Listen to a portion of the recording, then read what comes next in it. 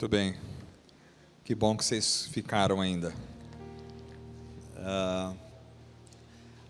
Então, o Cacá tinha pedido para eu falar sobre compaixão, e aí tem um trocadilho, né, dessa palavra. A segunda administração, então vai ser com paixão, que já não é mais compaixão, agora é com paixão, ou seja, tudo que você faz, tem que fazer com paixão. Tudo que você vive, tem que viver com paixão.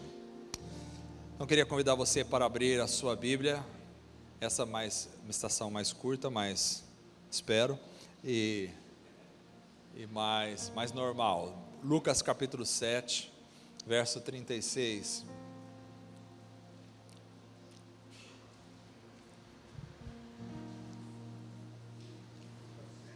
Sete, 36.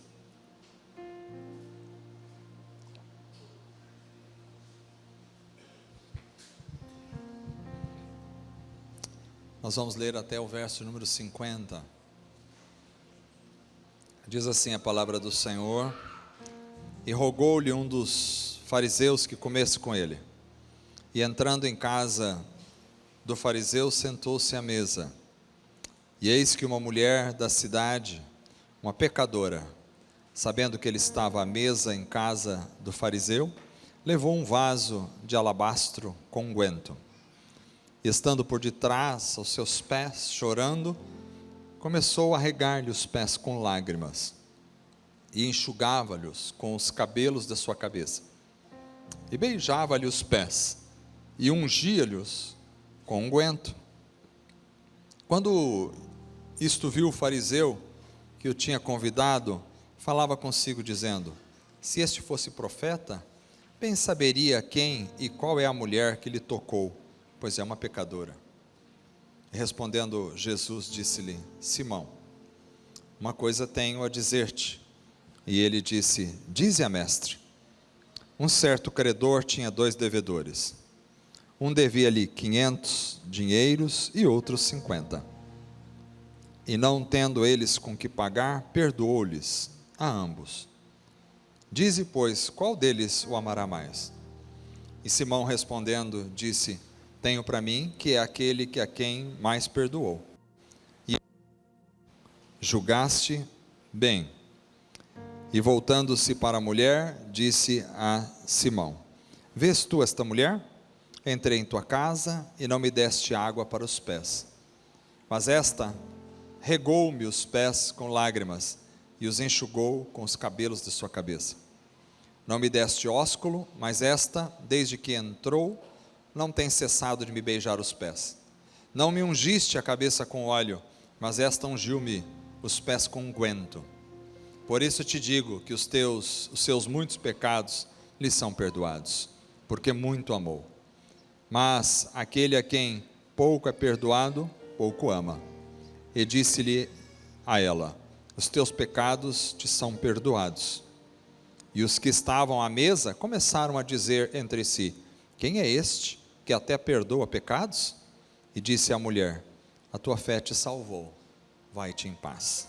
Amém. Vamos orar mais uma vez. Senhor Deus, graças te damos, Senhor, pela leitura da tua palavra. Dá-nos sabedoria, direção pelo Espírito Santo. Que toda honra, glória e louvor sejam dados única e exclusivamente ao Senhor. Em nome de Jesus. Amém. Irmãos, uma das coisas mais importantes na vida cristã é a paixão que deve envolver cada um de nós.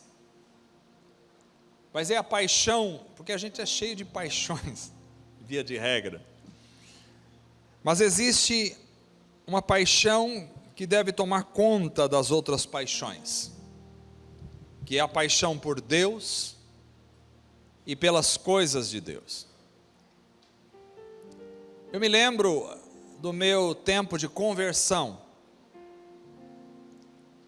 mais ou menos anos de 1981, quando eu, um jovenzinho, de 11 anos de idade, estava tendo um contato com a palavra de Deus e com as coisas do Senhor. Eu me lembro que comecei a ter um contato com as coisas de Deus numa escola bíblica dominical. Naquela época, na igreja havia um porão, aquele porão cheirava mofo, e nós tínhamos umas carteiras, aquelas carteiras antigas, que davam uma volta assim nas costas, horríveis de sentar, de madeira. E ali, meu tio dava aula para a classe dos jovens, e eu comecei a aprender com ele.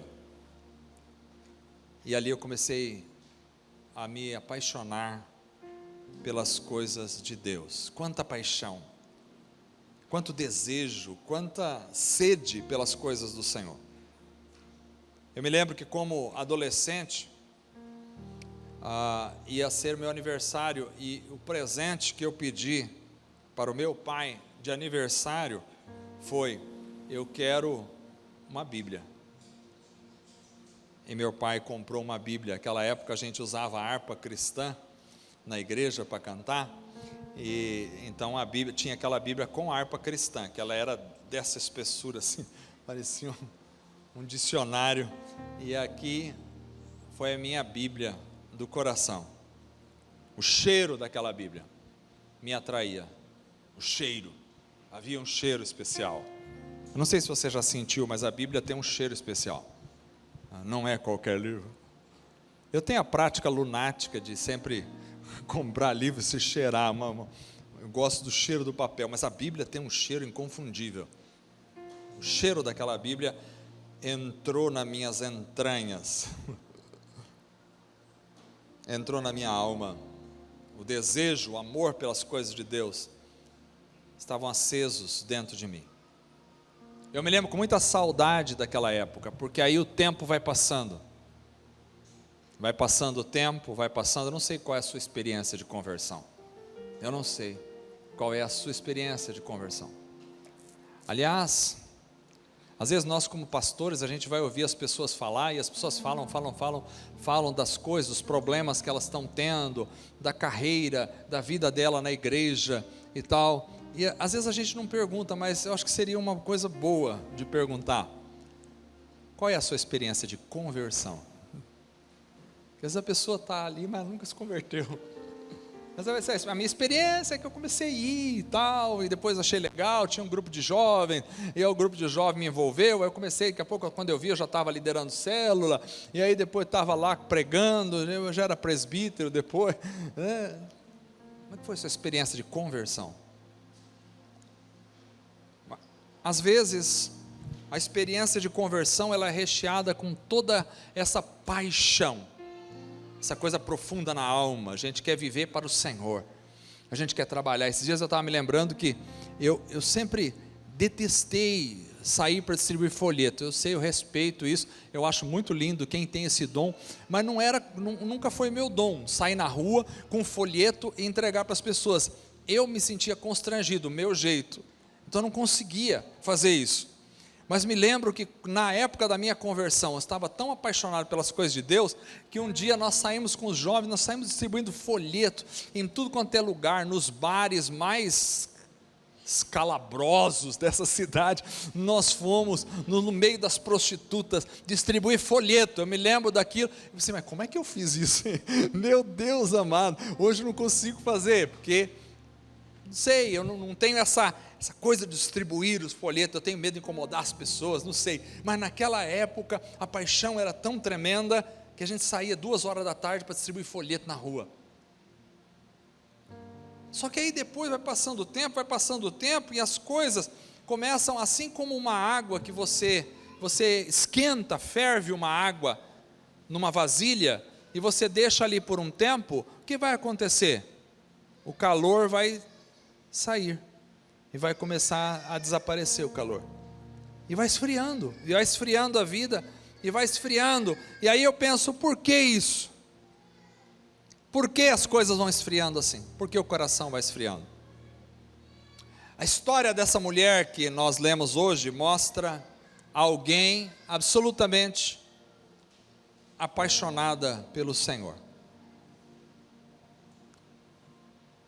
Deixa eu te falar algo, você pode ser apaixonado pela igreja, você pode ser apaixonado pelo teu ministério, você pode ser apaixonado por estar no meio dos irmãos, você pode amar os louvores da igreja, você pode ser apaixonado por tocar, cantar, você pode se emocionar durante as músicas bonitas, a gente se emociona, mexe com as nossas emoções, mexe com as nossas entranhas, as músicas, a gente chora, lágrimas descem, você se arrepia. Você pode amar os louvores, você pode amar fazer alguma coisa na obra de Deus, pregar o evangelho, você pode ser apaixonado por capelania, você pode fazer muitas coisas, mas se você não for apaixonado por Deus,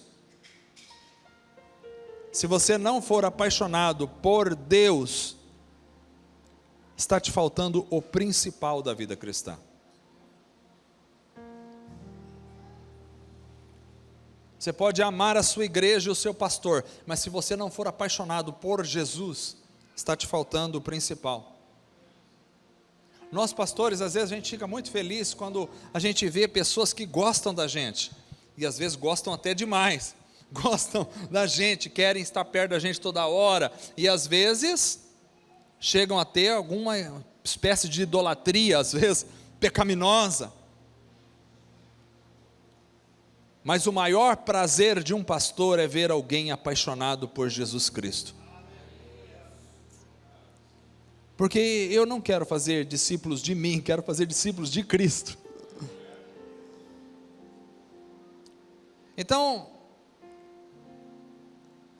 tudo pode encontrar o seu lugar, mas se a paixão por Jesus não estiver em seu coração, não adianta você fazer tudo muito bom, muito dentro dos padrões da igreja, não adianta.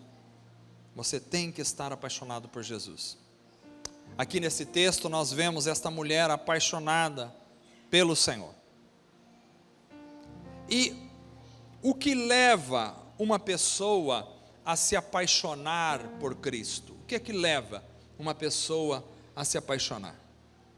Então, dentro desse texto eu gostaria de destacar algumas coisas. Primeiro, a convicção pelo seu pecado. Jesus disse no verso 47, por isso eu te digo, que os seus muitos pecados lhe são perdoados, porque muito amou, mas aquele a quem pouco é perdoado, pouco ama. Essa mulher tinha uma convicção dos seus pecados, mas ao mesmo tempo ela tinha uma convicção muito profunda do seu perdão. Primeiro é preciso estar consciente do seu pecado. Talvez um dos problemas mais difíceis no meio cristão é as pessoas estarem conscientes dos seus pecados, do quanto elas são pecadoras, da onde elas estavam quando elas conheceram o Senhor. Via de regra, a gente sempre olha para o pecado do outro. A gente diz, mas esse aqui, aquele lá, a semelhança daquele fariseu. A gente diz, olha, o Senhor não sabe o quanto essa mulher é pecadora.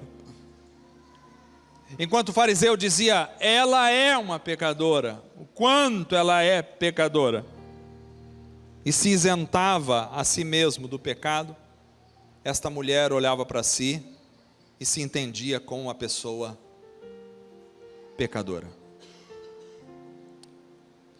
A primeira mensagem que João Batista prega, relatada na Bíblia, é a mensagem do arrependimento.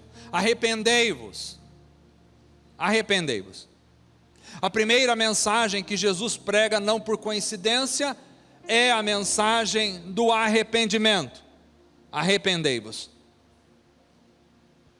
O homem moderno se tornou avesso ao arrependimento.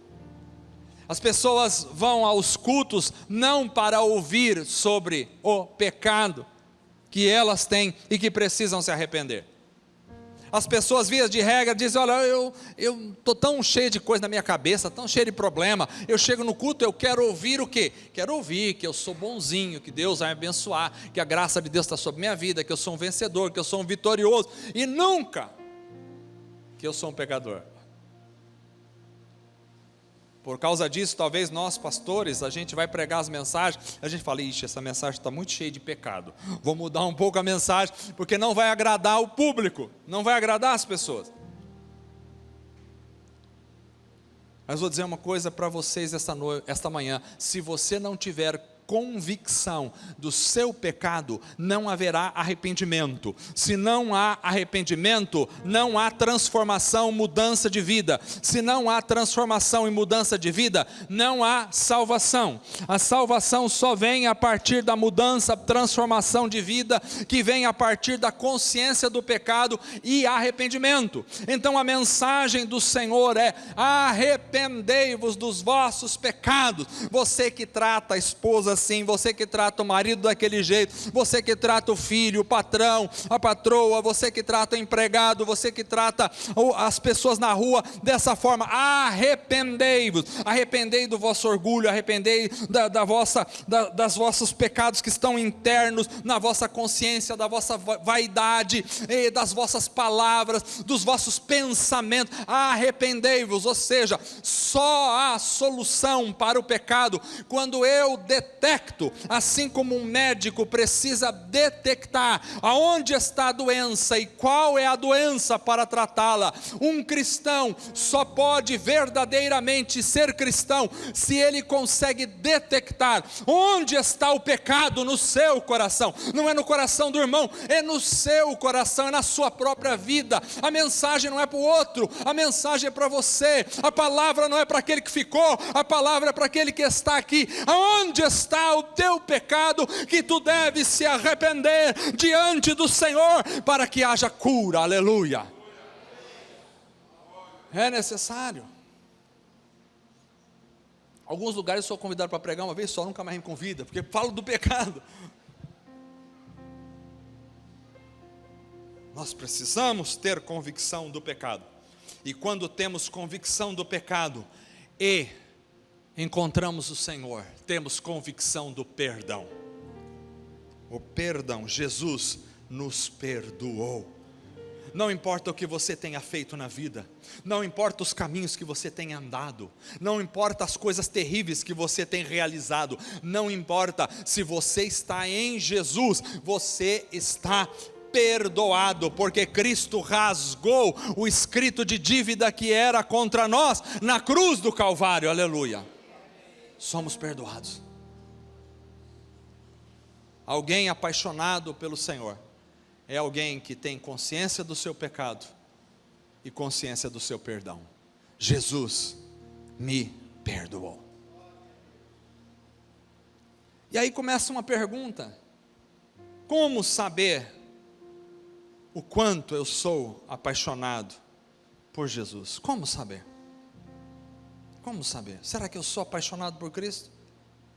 Será que realmente essa mensagem fala bem, apaixonado? Será que eu sou apaixonado por Cristo? Como é que eu sei se eu sou apaixonado por Cristo? Eu vou olhar para a vida dessa mulher esta manhã e vou dizer para os irmãos: a paixão por Jesus faz com que você rompa as barreiras e os empecilhos, quaisquer que sejam na sua vida. A paixão por Jesus te impulsiona a romper com tudo. Vejam vocês, aquela mulher tinha várias barreiras. Primeira barreira, ela era mulher. Essa é a primeira barreira.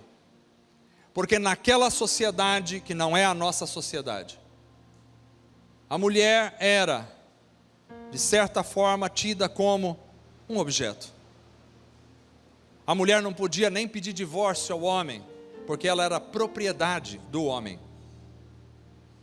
Ela era uma mulher, e por ser mulher, era desprezada por ser mulher. Por ser mulher, ela não tinha todos os direitos que os homens tinham. Ela não podia entrar em todos os lugares, ela não podia ir a todos os lugares. ela não podia falar em todas as ocasiões, ela não podia se expressar em todas as ocasiões, ela era mulher. Mulher tinha que ficar no seu lugar, naquela sociedade. Como se não bastasse, além dela ser uma mulher, ela era uma mulher tida como pecadora. Ou seja, a sociedade olhava para ela e falava, essa mulher é uma pecadora. Nós não sabemos se ela era uma prostituta, a gente imagina prostituta, alguma coisa desse tipo. Mas aqui só diz assim, ela era uma mulher pecadora. Ela não era apenas uma mulher, ela era uma mulher pecadora. Então, todo mundo que olhasse para ela, veria duas marcas muito evidentes, a marca feminina e a marca do pecado. Ela era uma mulher pecadora.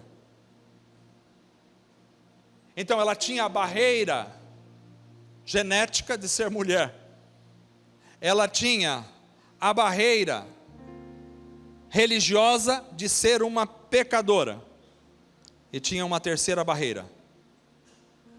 Jesus estava dentro da casa de um fariseu. Essa barreira é quase insuperável, porque os fariseus, eles eram separatistas, e eram tão separados, que eles não se comunicavam com qualquer tipo de pessoa.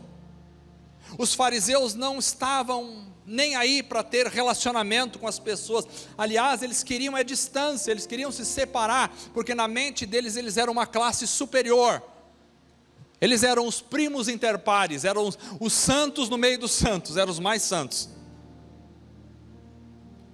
Os fariseus estavam acima de tudo, na consciência religiosa, e Jesus foi convidado por esse fariseu, para comer na casa deles.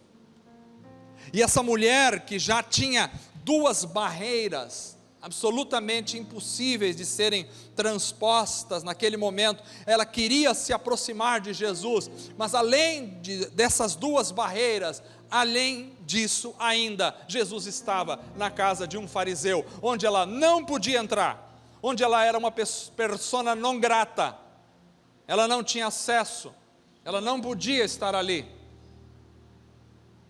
ela não foi convidada, ela não foi chamada àquele banquete, mas ela não se importa, ela não se importa em ser mulher, ela não se importa em ser taxada de pecadora, e ela não se importa de toda a construção religiosa que estão tentando impedi-la de chegar ao Senhor. Ela rompe com todas essas barreiras. Isso só pode ser paixão, isso só pode ser amor, isso só pode ser uma graça infinita no coração, que a impulsiona de alguma forma para chegar perto de Jesus. Eu quero estar aos pés dele.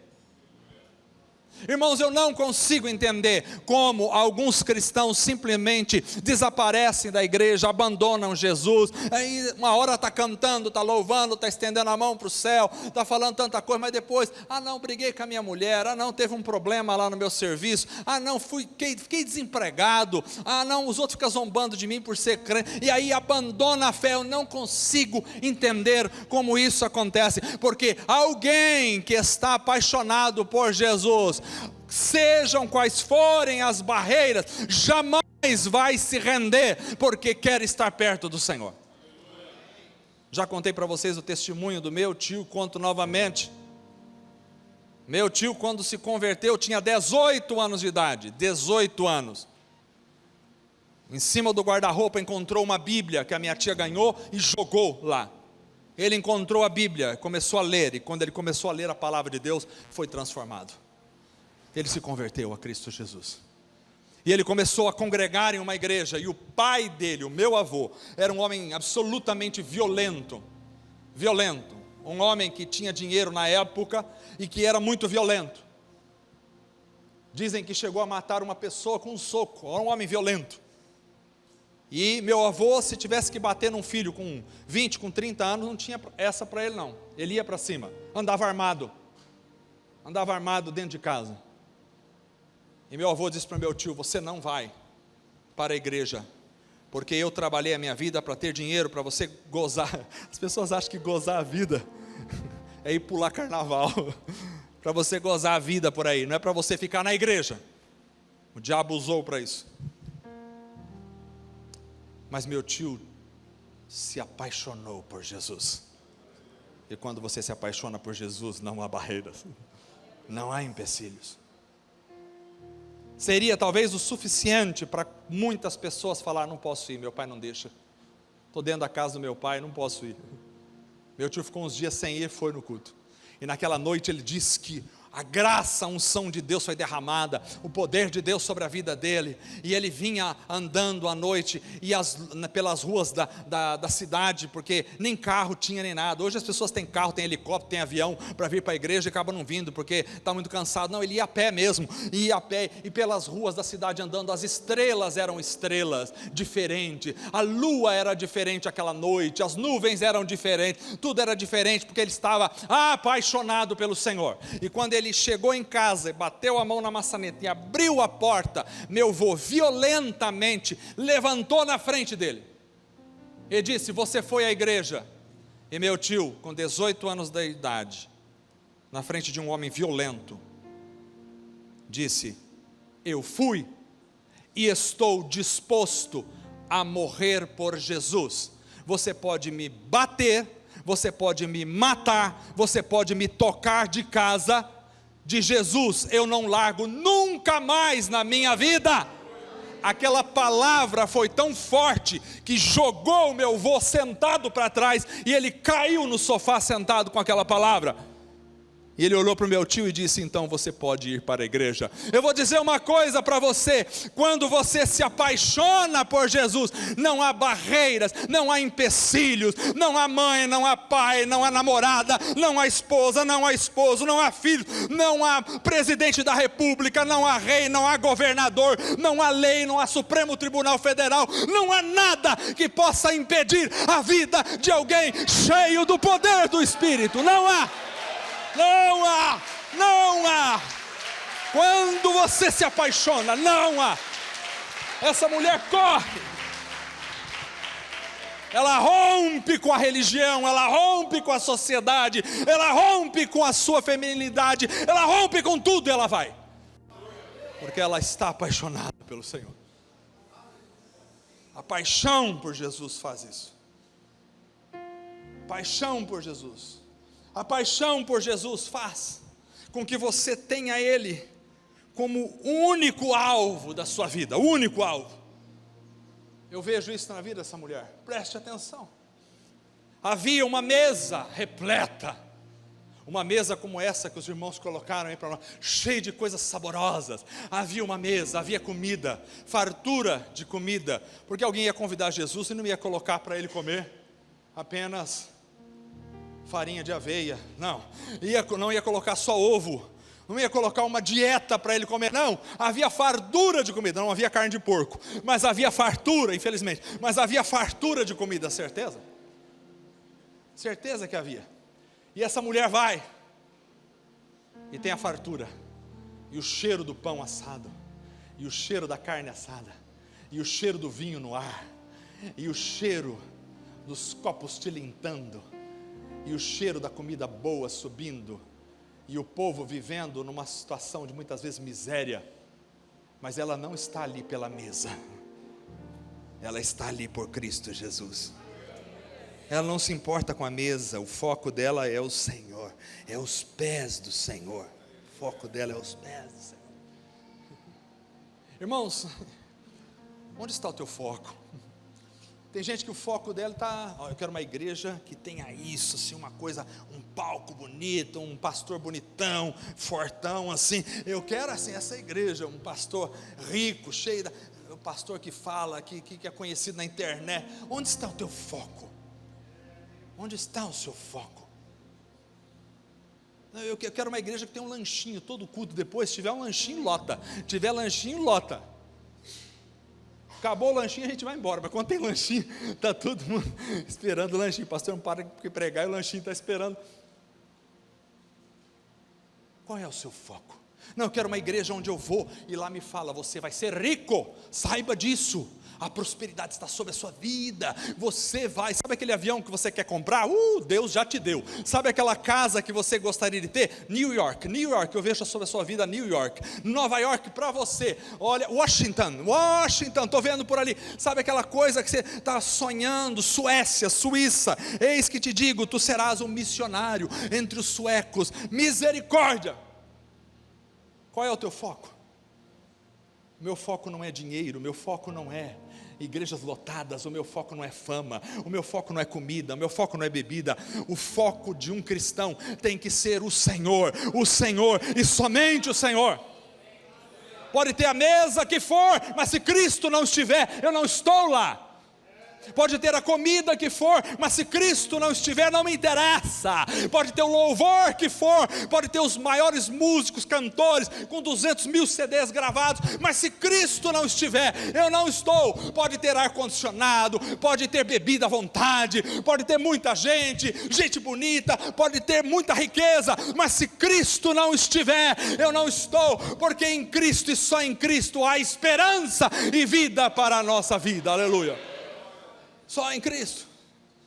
A paixão por Jesus faz com que você foque nele, é o Senhor. Pode ser uma mensagem bonita, falar de muitas coisas, de filosofia, teologia, sociologia, mas se não tiver Jesus na mensagem, não serve lá para nada na vida espiritual. Nada. A paixão por Jesus. A paixão por Jesus faz com que você se quebrante diante dele. Como é que eu sei se eu sou apaixonado por Jesus? Você usa lenço? Antigamente a gente usava lenço. Os homens, todo homem usava, sou dessa época do lenço, sabe, pastor? A gente usava lenço, os homens levavam lenço para a igreja. Aqueles lenços, né, sujo, que a gente usava, abria, fechava, depois ruim quem vai lavar, mas a gente usava lenço. Sempre os homens tinham lenço. Levava para cima e para baixo. E o lenço era para enxugar as lágrimas. Se alguém está apaixonado por Jesus, não consegue tocá-lo sem se quebrantar. Aquela mulher chorava e suas lágrimas banhavam os pés de Jesus. Quando eu estou muito duro, muito seco, quando eu me tornei num deserto árido, quando a minha vida já não verte mais lágrimas, alguma coisa está errada. Quando eu penso no Senhor e isso não impacta o meu coração, alguma coisa está profundamente errada. Quando eu choro diante do meu time de futebol que está ganhando um campeonato, mas eu sou incapaz de sentir qualquer coisa quando leio a palavra ou quando ouço a palavra do Senhor, alguma coisa está muito errada. Quando eu choro, quando os meus filhos estão se formando, casando, mas eu leio as coisas de Deus e elas não produzem nenhum impacto emocional sobre a minha vida, alguma coisa está muito errada. Quando eu choro porque eu brigo com esse ou aquilo, mas eu não choro quando eu leio a palavra, alguma coisa está muito errada no meu coração. Vivemos uma geração seca, esturricada, desértica. Vivemos um deserto terrível nas igrejas. Pessoas secas entram secas e saem ossos. Mas há um Deus que pode fazer dos ossos um verdadeiro exército. Nós precisamos ser molhados pela palavra de Deus e por nossas lágrimas. Um coração quebrantado, o Senhor não desprezará. Não desprezará. Por isso, a paixão por Jesus faz com que você expresse o seu amor. Expresse, o amor precisa ser expressado. Se você é apaixonado, você expressa. Um namorado, quando está apaixonado pela namorada, faz poesia, expressa o seu amor. Um pai apaixonado pelos filhos fala de amor para os seus filhos. Há uma expressão e nós precisamos expressar. Esta mulher beijava os pés de Jesus numa expressão de amor. Amor. Presta atenção, ela não beijava as mãos, ela beijava os pés. Ela desceu até o chão. Os pés, na nossa cultura, os pés já mais ou menos, que a gente usa muito tênis e tal, mas ainda está limpinho. Mas imaginem os pés de alguém numa cultura onde não havia asfalto, onde as ruas eram de terra, onde o calor escaldante e as pessoas andavam de sandálias, não andavam de tênis e sapato como a gente. Então os pés ficavam sujos. Os pés eram praticamente a pior parte do corpo, era lá embaixo. Alguém para chegar nos pés do outro tinha que ajoelhar, tinha que descer. Aquela mulher não se importa de descer, porque quando a gente não consegue descer, a gente não consegue atingir o Senhor. Mas quando a gente aprende a descer, nós temos que aprender com Cristo. Cristo desceu, que haja em vós o mesmo sentimento que houve em Cristo Jesus, que sendo em forma de Deus, não pegou essa função de ser igual a Deus, essa essência para si mesmo, mas esvaziou-se a si mesmo, e desceu, e veio como homem, e veio como servo, e foi obediente até a morte, e morte de cruz. Este é o caminho do cristão. O caminho do cristão não é para cima, o caminho do cristão é para baixo.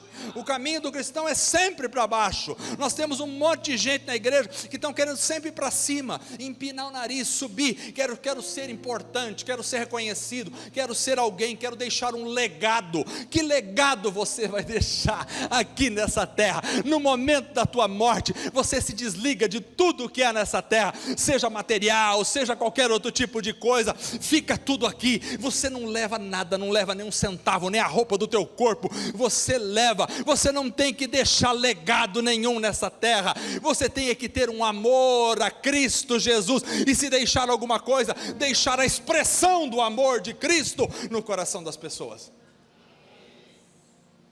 Nós precisamos disso, precisamos descer. Os pastores precisam aprender a descer. A gente fica aqui em cima, sabe, pastor? Aqui é só por visibilidade, porque quem está lá atrás, fica lá embaixo, não vê, só por isso. Porque isso aqui não tem nenhuma diferença. Aqui nós temos que descer. Nós temos que descer. Porque o nosso mestre colocou uma toalha, pegou uma bacia e fez a função do escravo. Nas casas dos judeus, nas casas daquela época, existia escravidão. E a escravidão era assim: o escravo era o mais baixo da casa. E quando você fosse fazer a visita a alguém, se fosse fazer a visita a uma casa, na nossa casa a gente faz o quê? Traz um cafezinho, Coca-Cola, né? Se não estiver fazendo dieta, não, você não traz água e tal. Então ele vem, mas naquela época não era assim. O escravo, como naquelas ruas eram sandálias, era muito poeira, o escravo vinha com uma toalha, trazia uma bacia, ia lavar os pés. Por que lavava os pés? Para dar um ar, um sentimento de frescor na vida da pessoa. Em vez dela tomar um cafezinho para esquentar, ela lavava os pés para dar um sentimento de frescor.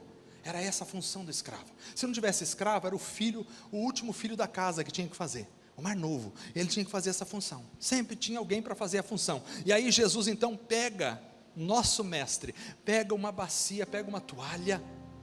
Imagine você. Pedro fica escandalizado e diz: imagina, eu que tenho que lavar o teu pé. Você tem que lavar meu pé, você não lava de jeito nenhum. O meu pé não, se você não me deixar, não tem parte comigo. Então lava a cabeça também, lava tudo também. Jesus, imagine Deus ajoelhado.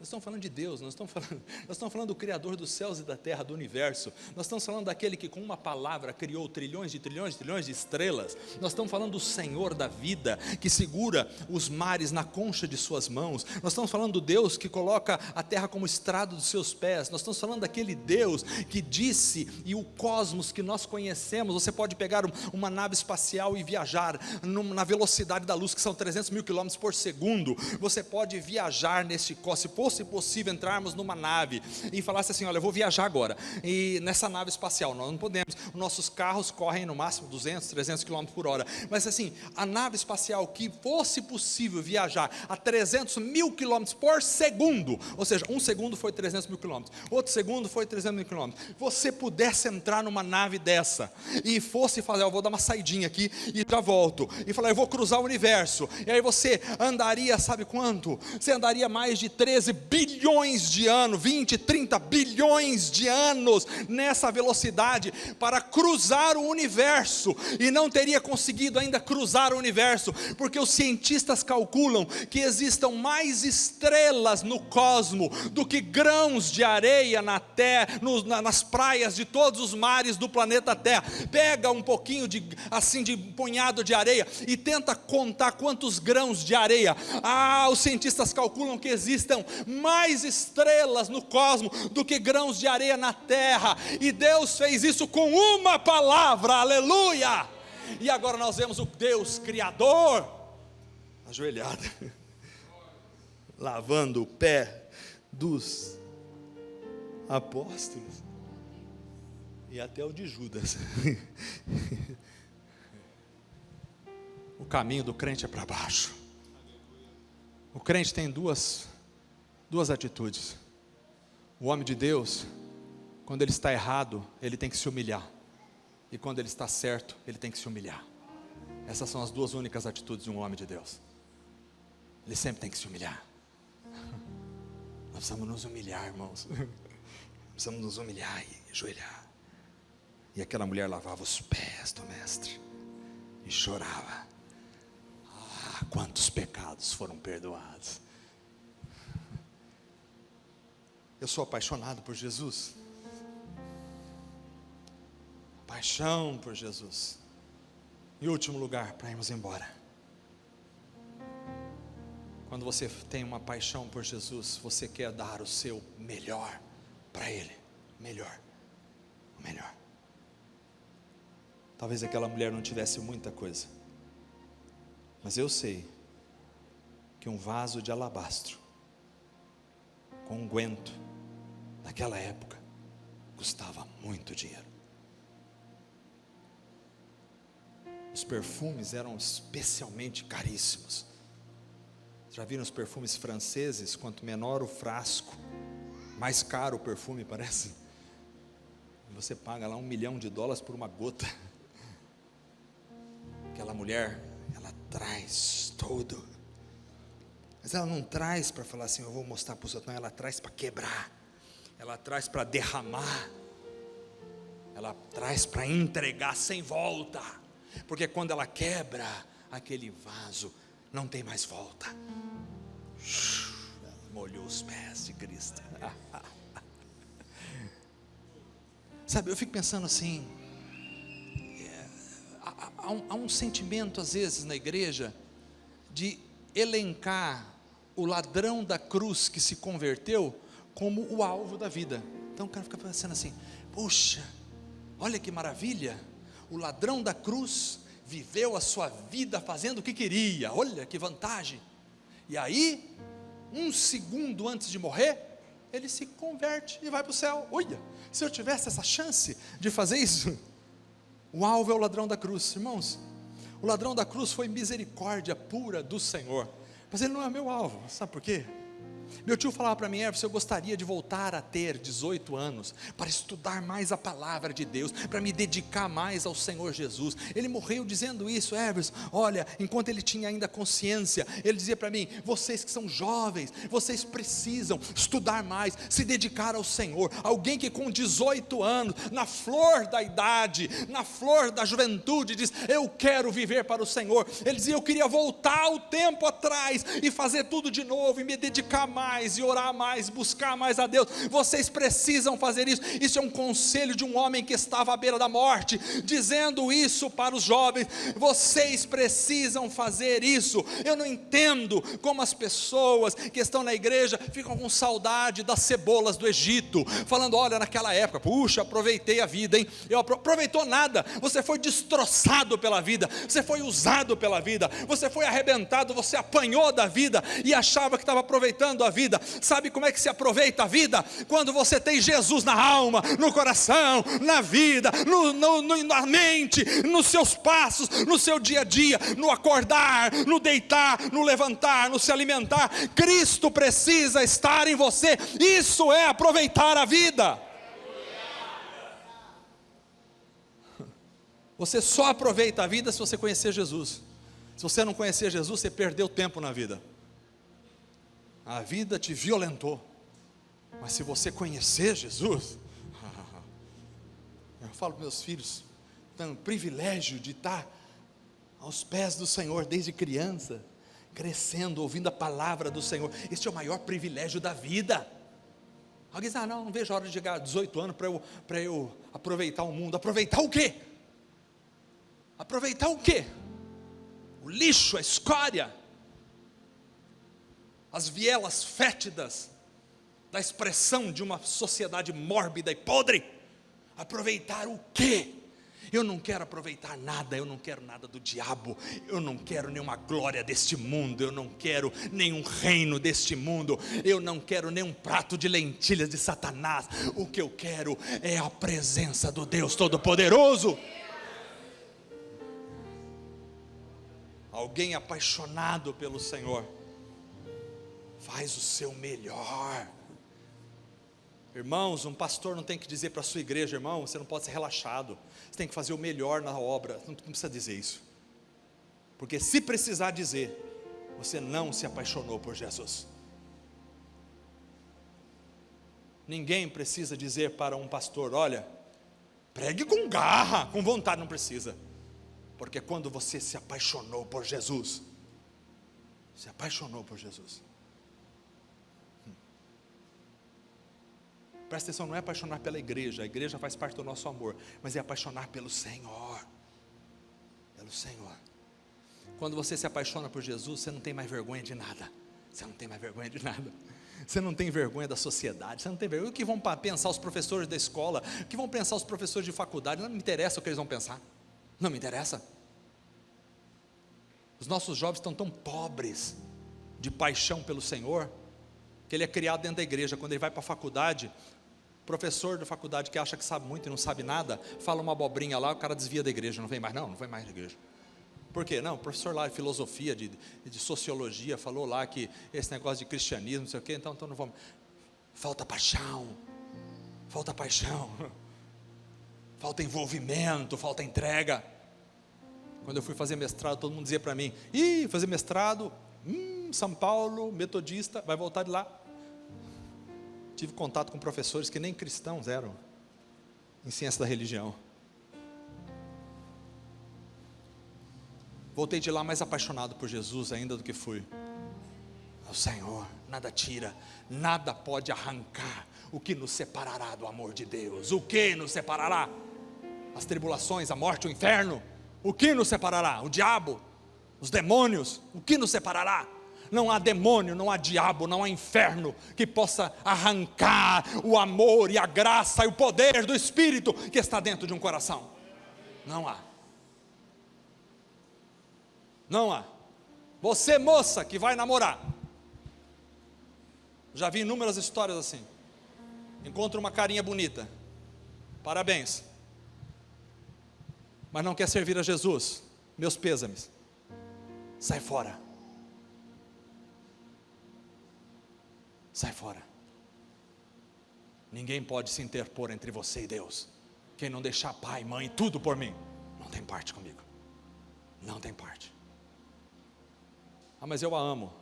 Se você não amar Jesus mais do que ela, não se converteu.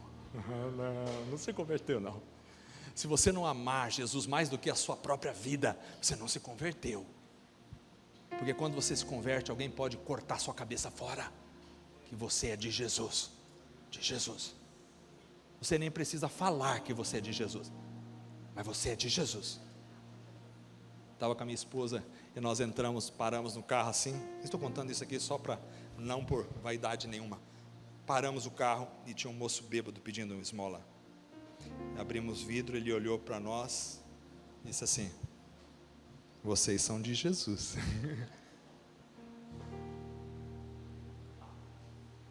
Eu disse: o Senhor Jesus pode transformar a tua vida e te libertar desse inferno.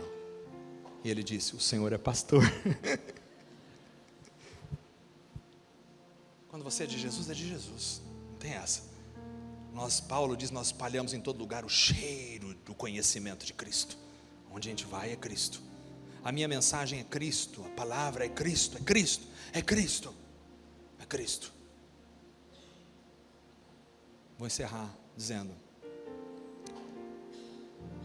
um dia meu pai estava no hospital, uma das épocas mais difíceis da minha vida, ver meu pai deteriorando e morrendo. Mas em meio às lágrimas, sempre há oásis da presença de Deus. E Deus começou a me dar uma mensagem. E eu comecei a escrever aquela mensagem no celular. Não estava sem caderno, onde eu estava, sem nada. Eu comecei a digitar a mensagem no celular.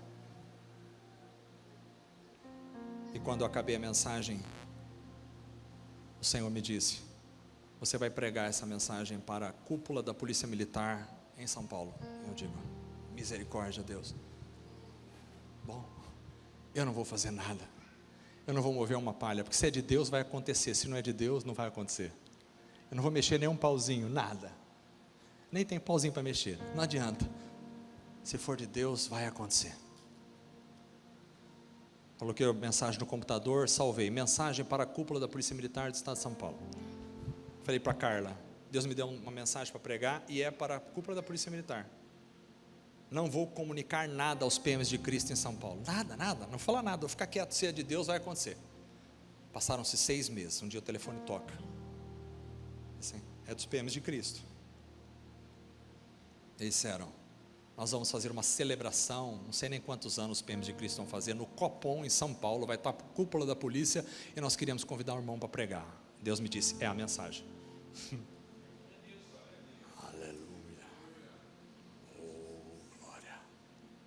Naquele dia, uns dias antes, à noite, eu estava fazendo o casamento de um pastor amigo, e aí um irmão chegou para mim. Nós temos um pastor em Álvares Machado, e esse irmão chegou para mim. Ele teve uma experiência de ressuscitação, e ele do nada chegou, eu já conhecia essa história. Ele começou a contar a história dele. Eu vou contar a história dele para a gente acabar aqui. Ele começou a contar a história dele para mim, como é que ele foi ressuscitado. E quando ele acabou de contar aquela história ficou na minha mente, e não saía mais. E eu tinha que pregar em São Paulo, e Deus foi colocando: você vai ter que dar o testemunho do Calixto lá em São Paulo para os coronéis, do pessoal todo que vai estar lá te assistindo. Você vai contar o testemunho de um homem bêbado que se converteu. Meu Deus do céu, e o Senhor ficou colocando aquilo no meu coração. Mas eu estou lá não para falar de mim, não me envergonho do Evangelho, porque é o poder de Deus para a salvação. Não há rei que possa nos intimidar, não há coronel, não há tenente, não há ninguém que possa nos intimidar. Nós somos de Jesus, e a nossa mensagem é Cristo. Eu não vou lá para falar de Presidente Prudente, eu não fui lá para falar das ações da Polícia Militar aqui em Prudente, eu fui falar do Senhor, do meu Senhor. E quando preguei e contei o testemunho do irmão, e o testemunho do irmão era assim: esse irmão vivia na bebida, estou acabando, pastor, vivia na bebida, e ele bebia tanto, que eles faziam competição entre os amigos, quem bebia mais e não caía. Ele estava totalmente encharcado do álcool, o sangue dele fedia álcool, e aí ele decidiu parar de beber, e aí ele foi tentar parar, e quando ele tentou parar, o corpo dele, que estava necessitando do álcool, porque quando você está escravo de uma coisa, só Cristo para libertar, e ele estava escravo do álcool, e o corpo pedia o álcool. Ele teve uma convulsão, o cérebro dele girou e ele caiu no chão, e naquela convulsão, ele cortou a língua com o dente, e eles levaram ele imediatamente para o hospital, e o médico teve que costurar a língua dele, com mais de 70 pontos na língua, naquele dia. Costurou, na dor, não pegava anestesia, o sangue dele fedia álcool. A irmã dele era enfermeira, na Santa Casa de Prudente, e lá estava ele. Ele disse: eu quero ir embora para casa. Ele fez esse gesto, não podia falar, quero ir embora. Bom, não queriam deixar ele embora. No final ele assinou um papel e saiu, foi para a casa dele. O médico disse: você era para ter morrido, a convulsão que você teve era para ter matado. Aí ele voltou para casa. 40 minutos mais ou menos depois, ele teve a segunda convulsão na casa dele. Ele escutava a mãe dele gritando que queria que alguém matasse ela para não ver o filho morrer. E aí pegaram ele e levaram para o hospital. Quando entrou no hospital, ele estava na maca, a irmã dele ainda estava lá com uma enfermeira, o mesmo médico que tinha dado os pontos na língua, estavam lá. Presta atenção, eu estou contando isso para os coronéis da polícia, Deus me dando graça para falar isso, porque eles precisavam ouvir que há um em que todo coronel, todo rei vai dobrar os seus joelhos, que é diante do Senhor Jesus. E eu disse isso lá, todos, não importa quem você seja, qual a tua divisa, diante do Senhor você vai dobrar o seu joelho. E aí quando eles entraram na Santa Casa, ele escutou o médico dizendo: esse não tem mais jeito. Eu atendi ele agora há pouco, e ele escutou o médico tirando as luvas. E ele falou que naquele momento, ele disse: mas eu estou ruim mesmo, hein? E aí a irmã dele chorando ao lado dele, apertando assim o braço, e daqui a pouco a irmã dele foi sumindo o som. Ele disse: mas não é possível, a minha irmã está me abandonando numa hora dessas. E de repente ele sentiu um apertão no braço, era ele que estava saindo. Ele disse que de repente a visão foi fechando na lateral, fechando, e apagou. E quando a visão apagou, ele se viu em um lugar onde ele tentava ficar dentro do corpo, mas o espírito saía do corpo, e aquela angústia, e era uma escuridão que dava para palpar com a mão aquela escuridão. E naquela escuridão, ele disse que se ele se movesse 1 milímetro para um lado, era um calor de mais de 300 graus que o queimava. E se ele se movesse para o outro lado, era um frio congelante que o queimava de frio. E ele estava naquela angústia, naquele lugar extremamente escuro, sem ver nada nem ninguém. E de repente, acendeu uma luz. No fim, lá longe, e uma voz veio e disse: meu filho. E aquele homem disse: quem és tu, Senhor? E a voz disse: eu sou o Deus a quem a tua alma clama. E ele disse: se tu és Deus, me mata, porque eu não aguento mais a angústia que eu estou sofrendo aqui, me mata. E Deus disse para ele: esta enfermidade não é para a morte, tu és um vaso para mim. E disse uma palavra: vai. A mensagem para os policiais é: basta uma palavra. Ele disse: vai. E quando disse vai, aquele homem que já tinham dado como morto há uns 40 minutos, estava ali, já 30 minutos, estava ali já coberto com um lençol, a irmã chorando, as enfermeiras por ali tentando consolar o coração da irmã. Quando disse vai, aquele homem sentou na pedra. E quando ele sentou, começou uma gritaria dentro do hospital. Ele disse: até hoje acho que tem gente correndo dentro daquele hospital. E chamaram o médico. E ele disse que o médico veio. E o médico tremia a perna. Ele não estava fazendo dancinha, ele tremia a perna. Ele tremia. Ele disse que ele viu pela luz o médico com a perna tremendo chegar. E o médico que tinha atestado a morte dele disse para ele: o que aconteceu, filho? Ele disse: eu vi a Deus. E o médico virou as costas e começou a sair. E aí ele disse assim: eu lembrei, ele vai lembrar que eu não posso estar falando. Ele vai lembrar, ele me deu 70 pontos na língua, eu não posso estar falando. Aí o médico parou, voltou e disse para a enfermeira: me dê a espátula. Ele disse: eu sabia que ele queria ver a minha língua. E quando o médico chegou, ele pôs a língua para fora e não havia nenhum ponto mais na língua. O médico jogou a espátula e saiu embora. E as enfermeiras gritaram: o que faz com ele, doutor? O médico não respondeu, foi embora. E ele disse: eu quero ir para casa, posso ir para casa? Pode. Levantou e foi embora.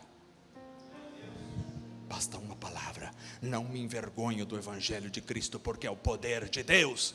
Uma palavra: eu estou apaixonado por esse Senhor. Passa o céu e a terra, mas a paixão está aqui na alma para sempre. Deus abençoe os irmãos. Vamos ficar em pé. Aleluia. Pastor, Deus abençoe.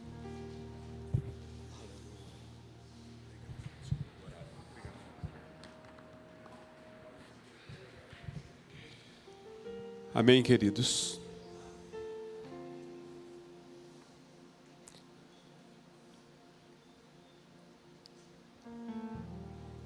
Jesus está andando numa estrada, caminha em Emaús.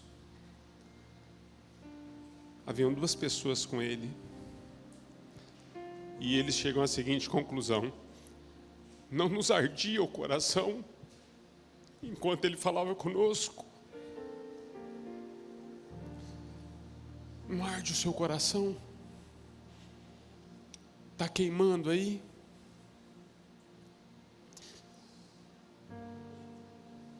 Quantos já quebraram um vaso? Você já quebrou seu vaso aos pés dele hoje? Se quebrar, não tem mais volta. Não dá para recolher o que você derramou.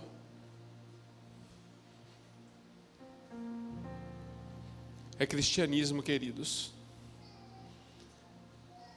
Não é mensagem de prosperidade. É vida cristã.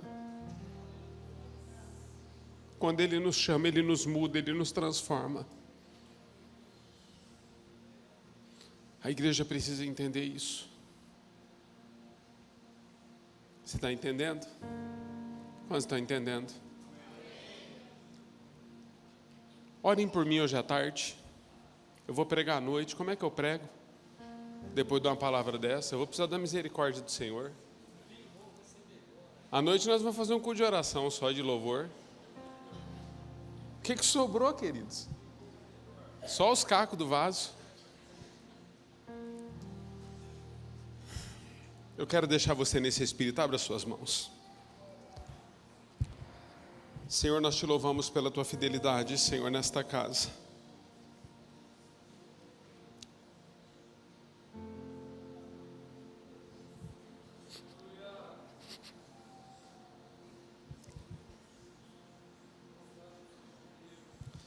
Senhor, nós estamos aos teus pés.